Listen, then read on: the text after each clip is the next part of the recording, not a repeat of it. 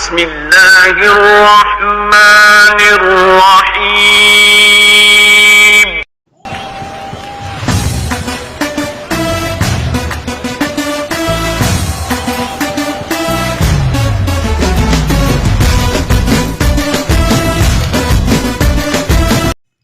Hello guys, अस्सलाम वालेकुम। उम्मीद करते हैं सब दोस्त खैरियत से होंगे। अल्लाह पाक की ज़ात आप सब दोस्तों को हमेशा ज़िंदा सलामत रखे और अपने हिफ्ज़ व अमान में रखे।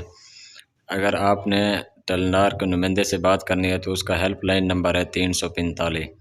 345 पे आप कॉल करके टेलीनॉर की सिम के हवाले से काफ़ी चार्जेज़ हैं या कोई कुछ भी मसला आपको सिम के हवाले से, तो आप 345 पे कॉल करके नुमाइंदे से कर लेना। जो भी मसला होगा बता के आपका मसला इंशाल्लाह हल हो जाएगा। Telenor helpline number 345।